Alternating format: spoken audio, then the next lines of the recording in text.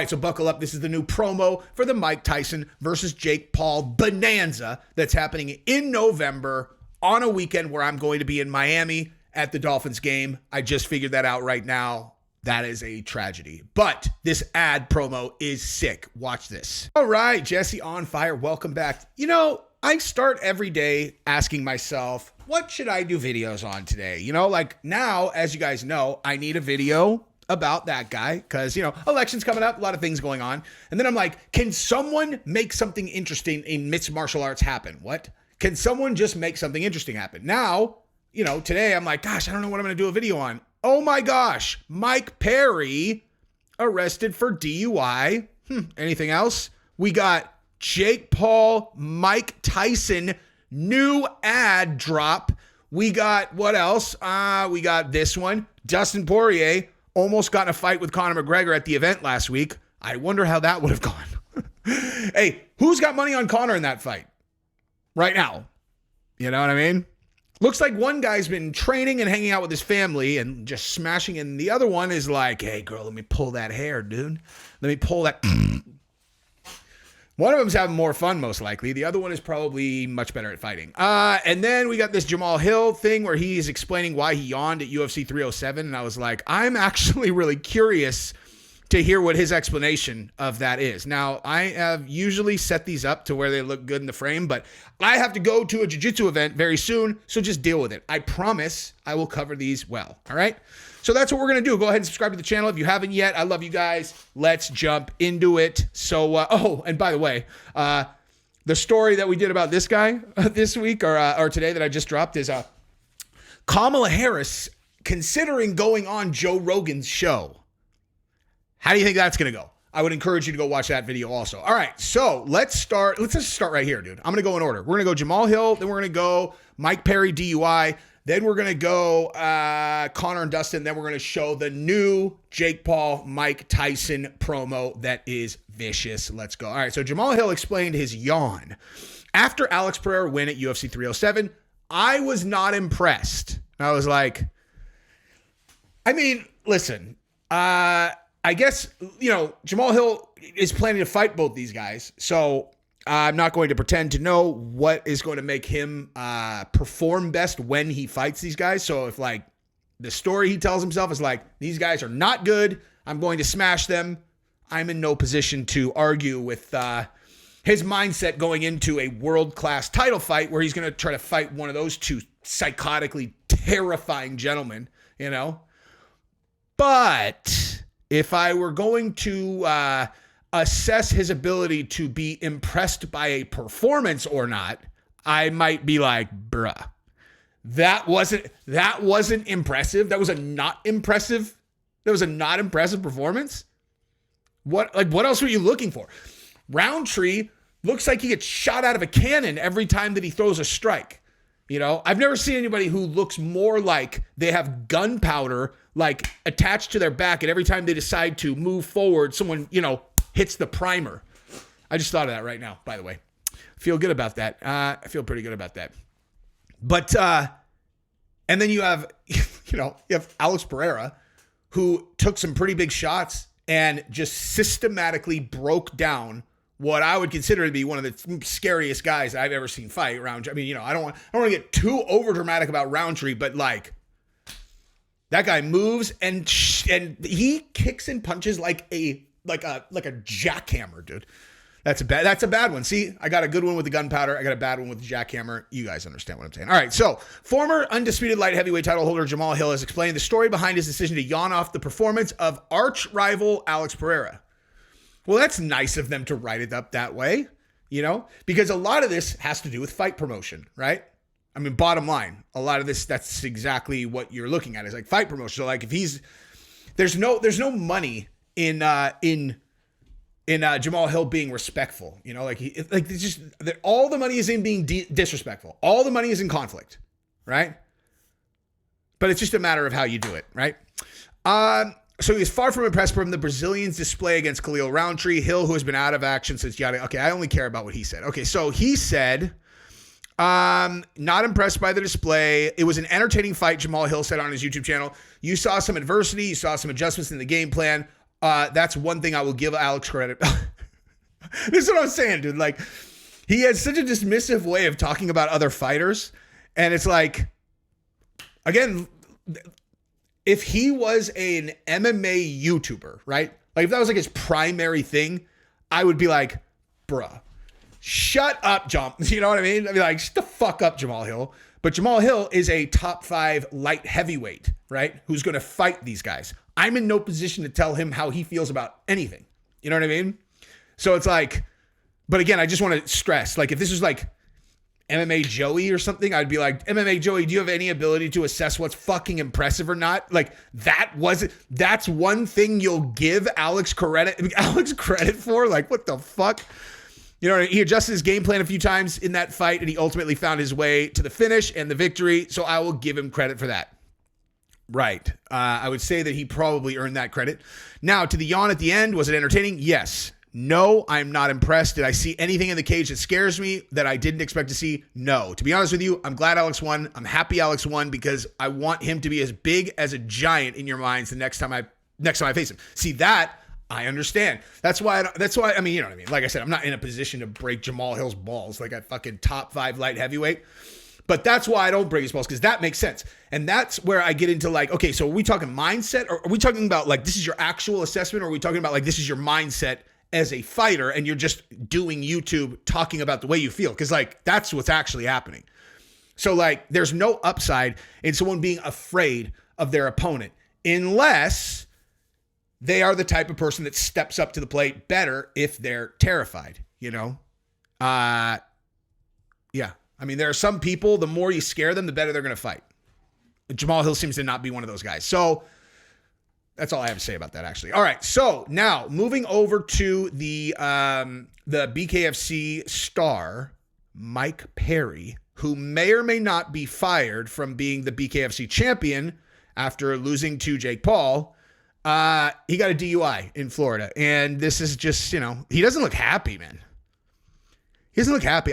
You know, like how there are some people that can have like a good time drinking, and then like there's some people you kind of look at them and you're like, man, I don't think booze is good for this dude, you know, or girl, right? I feel like Mike Perry, like booze is not his friend. I don't know. I just get that instinct from him, and it's not because he got a DUI. Like I feel like booze is a destructive force for him. I'm not telling him what to do. I'm in no position to tell anybody what to do. Certainly not on that topic, but like, I don't know, man. I just get this feeling that like booze is not going to be good for him in the long run if he doesn't keep it under control. And, you know, I've told you guys, especially as it relates to the Jake Paul and Mike Tyson fight, where I'm telling you like Mike Tyson and Mike Perry are not even in the conversation size-wise. Like I told you, I stood right next to Mike Perry. I'm pretty sure it was at UFC 270. And this is like when my channel first hit, you know. It's like I could always tell how big my channel was based on reactions that I got at the events, you know, at 270. Like, you know, people knew who I was, you know, here and there. But certainly not enough that he would have known who I was, I don't think. But he was with his boy. Man, he looked lit at that thing, dude. It obviously doesn't affect his performances because the guy has been just walking through people, but I don't know, man. I'm just thinking out loud. So Mike Perry was arrested in Florida on October 12th on a pair of charges, including driving under the influence. So Lake County Sheriff records confirms he was arrested at 1:04 a.m., driving under the influence, along with an offense refusing to sign a citation requiring a court appearance, both second-degree misdemeanors. Wait, a DUI is a misdemeanor? Since when is that the case? I thought it's a felony. I mean, whatever. So it's his first DUI offense. So that's good, dude. I mean, it's not good, but it's good. It's his first one. He's released on a $1,500 bond later that morning. He's scheduled to appear in court October 30th. Maximum of a 60-day jail term. The police report was obtained by MMA Fighting, and Perry was pulled over doing approximately 20 miles over the speed limit, according to the officer's calibrated speedometer. Come on, Mike Perry. You're driving drunk, first of all, and then let's go in 90 on the freeway. Okay? If you've had, like, really, first of all, don't drive while you're drunk, but like, if you're going to drive drunk, don't drive 90 on the freeway, bro. Come on. That's just stupid as fuck. His speech sounded slow, to which Perry responded that the officer's speech was fast. What? Oh my God, let me read that again, dude. The reporting officer noted the smell of alcohol coming from the vehicle. Now, like literally just in your head, like hear Mike Perry responding this way. According to the report, Perry denied consuming alcohol and was informed his speech sounded slow, to which Perry responded that the officer's speech was fast. That's so good, dude. That is fucking hilarious. Hey, man, your speech sounds fast. That is, that's really funny, dude. He refused to take a sobriety test, multiple warnings from the officer, yada, yada, yada. Okay, so he's 5-0 in BKFC, wins over Michael Page, Eddie Alvarez, Luke Rockhold, Thiago Alves. Dude, he's smashing fools in bare knuckle, dude. Listen, Jake Paul wants to impress me. Why don't you come fight this dude in bare knuckle, man? That would be impressive. Assuming that you win this fight, which we are going to get to shortly. All right, so first, though, let's listen to Dustin Poirier talk about almost fighting Conor McGregor earlier this week. All right, so here is Dustin Poirier talking about almost running into Conor McGregor, or almost fighting Conor McGregor this last weekend. So I was walking over to their booth, and Conor was behind me, apparently. My agent was walking behind me. He grabs my shoulders and says, hey, go this way, to the right, to the right. You see how Dustin went the other way? You see how Dustin walked the other way? He's right behind me. No way. Walk down this side right there. He's right there. And then once we get clear of everybody, he's like, dude, we almost had a big problem. You saw each other. What do you think happens? You ever watch Family Guy? You know when Peter and the chicken run into each other? That's what would have happened. You think so? You think you guys would have fought? Yeah, for sure. Because of what he said about your family? Yeah, and just everything we have over the past however many years since our first fight. Dude, for sure, if we'd have made, that's what I told him, if we'd have made eye contact, if our eyes would have met, it would have been bad, probably. Dude, listen, let me tell you something. Let me tell you something, okay? Now, Dustin has figured it out, right? Remember when they asked him, they're like, hey, what about Conor McGregor? He's like, man, I'm not worried about that. I've moved on. I've moved on from Conor McGregor. It's like, really? You've moved on? And remember, I went crazy on the channel. I was like, what is he talking about? What benefit is there for a prize fighter to say that they don't have a problem with the biggest draw in the sport that just made you $10 million to fight? What are you doing? What are you doing? No, you could be going to play golf with Conor later, going fishing with him later, and you still have to say, I will never be cool with that dude. Anytime I see him, it's on sight. And then you text and be like, hey, dude, I'm hyping the fight. Like there's no upside whatsoever in being cool with Conor McGregor if you're Dustin Poirier. And now, look at that, dude. He changed his mind. Smart, especially given that Chandler just gave that fight up. And Conor is going to be looking for someone to fight when he comes back. And you only have one fight left, if I remember correctly. So, if I'm Dana, and listen, let me just make perfectly clear. Chandler is my friend. I love that dude. And I would be gutted for him as a friend in this scenario. But if I'm Dustin, I'm Conor, I'm Dana, I'm making that fight. Unless I make the Nate Diaz one. Like those three are my guys. Like it's like, okay, you got one more with Dustin, maybe one more with Conor, maybe one more with Nate Diaz. Okay? Any combination of those three guys, that's what you do, in my opinion. Okay? You set up Chandler and Conor because you were doing the Ultimate Fighter. That was 100 years ago. No one even remembers it anymore. There's no hype because of that. Right? Now, Dustin and Conor, that is a completely different ballgame. You got the two biggest stars in the fucking sport right there. Straight up, dude. Okay? So now, like, he's like, yeah, it's on site. See, Dustin, I was right. Or maybe you actually would just want to fight him immediately if you saw him. Either way, I'm with it, dude. I'm with it. Although, I think you'll find when you see Conor outside of, like, fight promotion, he's probably pretty nice, dude. It's just Conor's on all the time. But, if you talked, you talked about your wife, talked about your family, and that's what I love about Dustin, too. Like, I really believe Dustin. Now, he might not, he might be playing a part, but I do believe him. He's the guy that will get, not that Conor wouldn't get after it, obviously, but like the guy that's quiet And he's not saying much, but in the back of his mind, he's like, if I see that guy, I'm going to hurt him. I like that, dude. I'm a big fan of that, and I'm a big fan of Dustin, and I hope that that is exactly what happens, and I hope he makes a $50 million when he does. All right, so let's move over to the last story of the day, which is this, okay? This right here. The new promo for the Jake Paul and Mike Tyson fight, okay? I'm going to make this as big as possible. Woo. All right, so buckle up. This is the new promo for the Mike Tyson versus Jake Paul bonanza that's happening in November on a weekend where I'm going to be in Miami at the Dolphins game. I just figured that out right now. That is a tragedy. But this ad promo is sick. Watch this. All right, let's do this thing.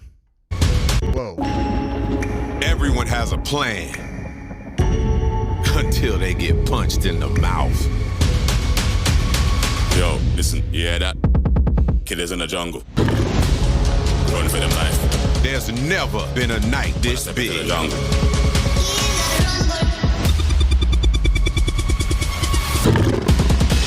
This is no ordinary fight. This is Jake El Gallo Paul. This may be it! Who's doing more than me? I'm the face of this sport. The Disruptor versus Mike Tyson, the baddest man on the planet. Nobody can get close to me. I'm the best fighter in the world. This is the fight the world's been waiting for. What happens next? Only one way to know. Listen. Paul versus Tyson, Friday, November 15th, live on Netflix. Okay, first of all, let me just tell you right now, that entire thing is made with AI. I think that entire thing is straight up made with AI, dude, which is nuts, man, which is nuts. But yeah, I mean, anytime that they're showing knockout highlights, I'm in. And that soundtrack is good. I mean, bottom line, I'm so excited to watch this fight. I cannot wait. And I got to be honest, I am really not, I just figured this out right now, that's the weekend that I'm going to be in Miami at the Dolphins game. I'm only going to one game this whole season. I'm going with all my friends, and I can't cancel. And wow, that is, fuck. I don't know what to do, honestly. I figured that out when I was just filming a second ago. I put it together because I was just booking my hotel for Miami earlier, and I'm like, oh my God, November 16th.